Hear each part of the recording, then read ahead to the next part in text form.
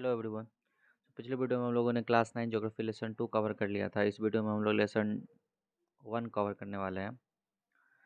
सो चलिए शुरू करते हैं। India is one of the ancient civilisation in the world. सही बात है। हड़प्पा, मोहनजोदड़ो, लोथल, कालीबंगा, ये सब कहाँ से मिला है दोस्तों? इंडिया से ही तो मिला है। तो इंडिया बहुत एंशियंट सिविलाइजेशन है। It has achieved multifaceted socio-economic progress during the last 5 decades। पिछले 50 सालों में इंडिया ने बहुत सारा इकोनॉमिक डेवलपमेंट किया है। It has moved forward, displaying remarkable progress in the field of agriculture, industry, technology, and overall economic development। India ने basically progress किया एग्रीकल्चर में, इंडस्ट्री में, टेक्नोलॉजी में, बाकी सभी चीज़ों में लगभग लगभग डेवलपमेंट हुआ ही है। India has also contributed significantly to the making of world history. और इंडिया ने वर्ल्ड हिस्ट्री बनाने में भी बहुत ज़्यादा कंट्रीब्यूट किया है। आप समझ सकते हो ना कि वर्ल्ड हिस्ट्री हमारा कितना पुराना सिविलाइजेशन था। फिर से ट्रेडिंग भी इंडिया से ही स्टार्ट होता हुआ था, कॉटन का। तो वर्ल्ड हिस्ट्री बनाने में इंडिया का बहुत महत्वपूर्ण योगदान है। जैसे कि आप सिल्क रूट के नाम से जानते हो, इंडिया से ही होके जाता था। फिर से और भी बहुत सारे एग्जांपल्स हैं। अब इंडिया का लोकेशन हम लोग देखते हैं। India is a vast country lying entirely in the northern hemisphere. ठीक, इंडिया नॉर्दर्न हेमिस्फेयर में है। और इसका latitude 8 degree 4 minute north and 37 degree 6 minute north से longitude 68 degree 7 minute east, 97 degree 25 minute east तक है। The topic of cancer divides the country into almost 2 equal parts। ठीक है, इंडिया को टॉपिक ऑफ कैंसर जो लैटिट्यूड है वो 2 equal parts में बांट देती है, नॉर्थ और साउथ में। South east and the south west of the main land. ठीक, साउथ ईस्ट और साउथ वेस्ट में द अंडमान एंड निकोबार है, साउथ ईस्ट में और साउथ वेस्ट में। मेन लैंड जो लैंड है वो, और उसके इधर अंडमान एंड निकोबार, और उधर लक्षद्वीप आइलैंड है। ये सब आइलैंड है। ठीक है, पिछले वीडियो में मैंने कवर कर लिया था कि आइलैंड किसको बोलते हैं, तो आप जाके प्लीज़ उसको देखें। In bay of Bengal and Arabian sea respectively. ठीक, अरेबियन सी में अंडमान एंड निकोबार है, और सॉरी, अरेबियन सी में लक्षद्वीप है, और बे ऑफ बंगाल में अंडमान एंड निकोबार आइलैंड है। ठीक, और इंडिया का सदर मोस्ट पॉइंट जैसे इंदिरा पॉइंट है, जो कि सबमर्ज्ड हो गया अभी वाटर में। 2004 में सुनामी आया था, उसमें वो वाटर में सबमर्ज्ड हो गया। यहाँ पे आप वर्ल्ड मैप देख सकते हो। यहाँ पे वर्ल्ड मैप आप देख सकते हो, ये इंडिया है। इसका लोकेशन जनरली नॉर्थ ईस्ट में है, पूरे नॉर्थ ईस्ट में आता है ये। ठीक है, और चलिए स्टार्ट करते हैं। Area of the world from the figure. ठीक है, अब साइज का बात करते हैं, इंडिया का size. The land mass of India has an area of 3.28 million square kilometre. India का लैंड मास कितना है? 3.28 स्क्वायर किलोमीटर। ओके, 2.4% है total geographical area of the world. Total world का 2.4% एरिया इंडिया के पास मौजूद है। It is clear that India is the 7th largest country of the world. India world में सबसे ज़्यादा 7th लार्जेस्ट कंट्री है। India has a land boundary of about 15,200 km and the total length of the coastline of the mainland including Andaman and Nicobar and the Lakshadweep is इतना 7,516.6 kilometre. ठीक, तो India का जो total land boundary है, land boundary में कौन कौन सा देश आ जाता है? पाकिस्तान, अफगानिस्तान, चाइना, म्यांमार, नेपाल, ये सारे देशों के साथ इंडिया अपना लैंड बाउंड्री शेयर करता है। तो टोटल जो उसका किलोमीटर है, 15,200 किलोमीटर का लैंड बाउंड्री शेयर होता है। Rest of the part 7,516 kilometre का उसका कोस्टल बाउंड्री है, मतलब पानी के साथ जो इंडिया का बाउंड्री है वो है। ठीक है। India young fold mountains north west में है, ये भी मैंने बता दिया था। हिमालय के बारे में मेरा लेक्चर है, वो आप जाके देख सकते हो।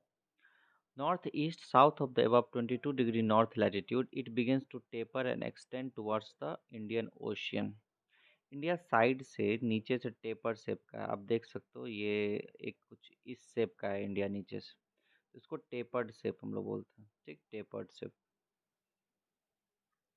और ये टेपर्ड शेप होने की वजह से टू सीज में डिवाइड कर देता है। एक अरेबियन सी जो कि वेस्ट में है, और एक बे ऑफ बंगाल जो कि ईस्ट में है। ठीक है। तो lati note that the latitudinal and the longitudinal extent of the mainland is 30 degree. ठीक है। लैटिट्यूडनल और लॉन्गिट्यूडनल का जो फर्क है वो 30 डिग्री का एक्सटेंड इंडिया का। Despite this fact the east west extend appears to be smaller than the north south extend. देखिए, ईस्ट और वेस्ट जो है ना वो छोटा है, नॉर्थ साउथ इंडिया का ज़्यादा बड़ा है। आप इस मैप से देख सकते हो। ये रहा नॉर्थ और साउथ, ये रहा अ, ये रहा नॉर्थ टू साउथ, ये रहा ईस्ट टू वेस्ट। तो यहाँ से आप नॉर्थ से साउथ की तरफ जाओगे तो 14 किलोमीटर तक का डिस्टेंस आपको कवर करना पड़ेगा। और अगर आप ईस्ट टू वेस्ट जाते हो तो 2933 किलोमीटर तक का डिस्टेंस आपको कवर करना पड़ेगा। और यहाँ पे आप देख सकते हो लॉन्गिट्यूडनल एक्सटेंट कितना है इसका, लैटिट्यूडनल एक्सटेंट 30 डिग्री का है अप्रोक्स। इधर भी आप देख सकते हो 30 डिग्री का ही है अप्रोक्स। ठीक है, डिफरेंस।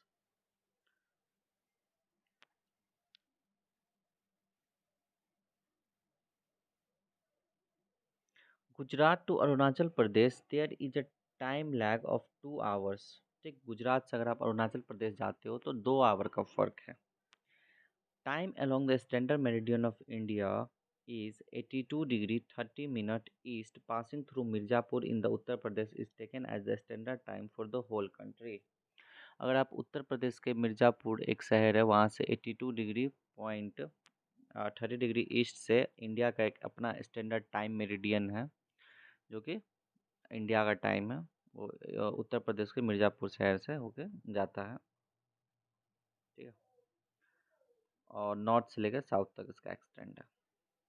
अभी बात करते हैं, नेक्स्ट टॉपिक है अपना India and the world. India and the world.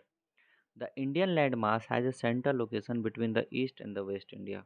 Eastern Asia में और वेस्टर्न एशिया के बीच में अपना इंडिया आता है दोस्तों। India is southward extension of the Asian continent. Asian का सबसे जो सदर्न मोस्ट पॉइंट कह सकते हैं वो इंडिया ही है। The Trans-Indian Ocean routes which connect the countries of Europe in the west and the countries of East Asia provide a strategic central location to India। ठीक है। तो इंडिया सभी के बीच में होने से और इंडिया का कोस्टल लाइन इतना बड़ा है तो वहाँ पर व्यापार करना भी आसानी है।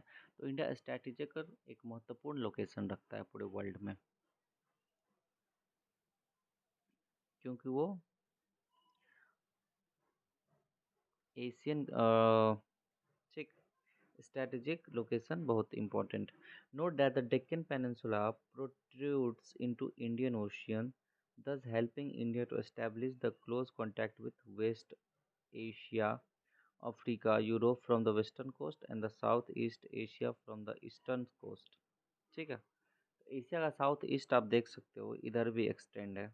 जैसे ये अ, जैसे आप इधर देख सकते हो इस वाले फिगर में, यहाँ पे देखिए, जैसे ये थाईलैंड हो गया, मलेशिया, सिंगापुर, इन सब से भी इंडिया का कनेक्शन अच्छा है। और इधर जैसे आप देख सकते हो यहाँ पे सऊदी अरबिया, ईरान, अजबेकिस्तान, अब पाकिस्तान, अफ़गानिस्तान, सोमालिया, ये सारे से भी इंडिया का कनेक्शन बढ़िया है। श्रीलंका से तो है ही। तो इंडिया स्ट्रैटेजिक लोकेशन बहुत इम्पोर्टेंट है, बिकॉज़ यहाँ से आप बहुत सारे देशों पे इजीली ट्रैवल कर सकते हो। No other country has long coastline on the Indian Ocean as India has. And indeed, it is India eminent position of the Indian Ocean which justifies the naming of an ocean after it. और कोई भी country का इतना बड़ा land मतलब coast line boundary नहीं है कोई भी ओशन के साथ जितना बड़ा इंडिया का है। तो इसी वजह से पहला देश में पहला पूरे वर्ल्ड में ओशियन है जिसका नेम इंडिया के नेम पे रखा गया है, इंडियन ओशियन। ये हमारे लिए बहुत गर्व की बात है कि ओशियन जो है पहला ऐसा ओशियन है जो इंडिया के नेम पे रखा गया है। बाकी पूरे वर्ल्ड में अभी तक कोई भी ऐसा ओशियन नहीं है जो इंडिया के नेम पे रखा, जो पूरे जो किसी देश के नेम पे रखा गया। लेकिन इंडियन ओशियन एकमात्र ऐसा ओशियन है जो इंडिया के नेम पे रखा गया। और स्वेज कैनाल खुलने से 1869 में जो 7000 का डिस्टेंस था वो कम हो गया, किसमें, इंडिया में और यूरोप में। अभी आप देख सकते हो कि सबसे ज़्यादा 7 लार्जेस्ट कंट्री में सबसे बड़ा रशिया है, फिर कनाडा है, फिर यूएसए, फिर चाइना, फिर ब्राज़ील, फिर ऑस्ट्रेलिया, फिर इंडिया। ओके।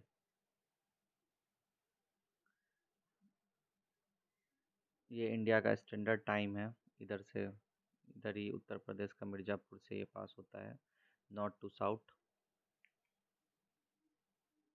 जैसे आप कह सकते हो कि यहाँ से यहाँ तक का 2 आवर का लैग है। तो वो क्यों हो पा रहा है, क्योंकि ये ईस्टर्न साइड में है, अरुणाचल प्रदेश और गुजरात वेस्टर्न साइड में। तो ये 2 लॉन्गिट्यूड डिग्रियों के पास हो रहा है, डैट इज़ वाई। ठीक है, आप ऐसे निकालते होगे बचपन में 360 डिवाइडेड बाई 24, तो कुछ वैल्यू आता है 15 आता है। तो 1 degree is equal to what, 1 hour. Okay. So अभी हम लोग देखते हैं India contacts with the world have continued through the ages, but her relationships through the land routes are much older than her maritime contacts। सही बात है। India का अभी वर्ल्ड से कांटेक्ट तो है, लैंड से भी है और वाटर से भी है, बट लैंड का कांटेक्ट बहुत पुराना है हमारा। वही जो मैंने सिल्क रूट शुरू शुरू में बोला हुआ था। The various passes across the mountains in the north have provided passages to the ancient travelers। बहुत सारे पासेस है पहाड़ों के बीच से बने हुए जो एंशियंट ट्रैवलर्स आते थे ट्रैवल करने के लिए। Ocean restricted such interaction for a long time, जो कि ओशियन से कब पहले आए थे, वो वास्को डी गामा आए हुए थे ना सबसे पहले। These routes have contributed in the exchange of ideas, commodities since ancient times। ठीक। तो लोग आते थे तो अपने साथ आइडिया लाते थे, यहाँ से लेके जाते थे। The ideas of Upanishad, Ramayana, stories of Panchatantra, and Indian numerals and the decimal system thus could reach many parts of the world। ठीक।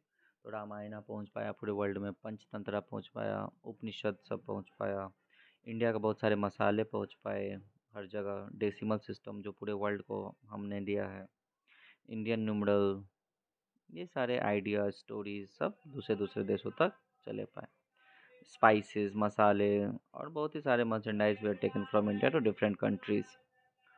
On the other hand, the influence of Greek sculpture and the architectural style of dome and minarets from West Asia can be seen in the different parts of our country। और हमारे country में बहुत सारे culture भी देखने को मिलेंगे। क्यों? क्योंकि उस टाइम में वहाँ के लोग यहाँ पे आए हुए थे तो उनसे वो आया। अब इंडिया के नेगवर्स के बारे में देख लेते हैं। इंडिया का स्ट्रैटेजिक पोजीशन बहुत अच्छा है। अब अभी के टाइम में इंडिया में 28 स्टेट्स हैं और 8 यूटी। ठीक है, 8 यूटी और 28 स्टेट्स।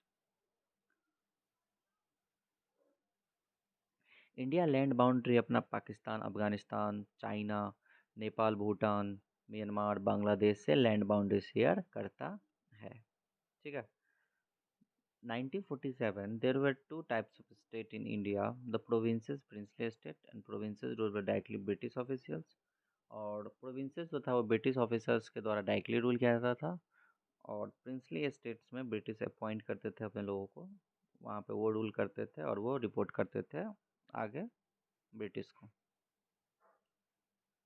ये आप देख सकते हो लैंड बाउंड, ये कोस्टल लाइन का बाउंड्री है इंडिया का, ब्लू कलर से जितना दिखाया गया है। और ये लैंड बाउंड्री है टोटल। यहाँ से आप देख सकते हो ये वाला पार्ट अफ़गानिस्तान से भी इंडिया का कनेक्टेड है, और अभी के टाइम में ये वाला पार्ट पाकिस्तान ऑक्युपाइड कश्मीर में पड़ता है, इसको पाकिस्तान ने ऑक्युपाई कर रखा है। Next, Sri Lanka and Maldives.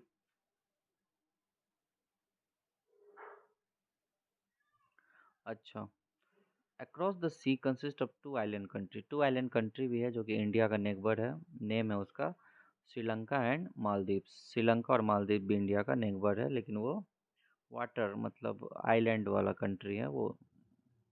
श्रीलंका को आप यहाँ पर देख सकते हो, ये रहा श्रीलंका और ये रहा Maldives. Okay, Sri Lanka is separated from India by narrow channel of sea formed by the Palk straight.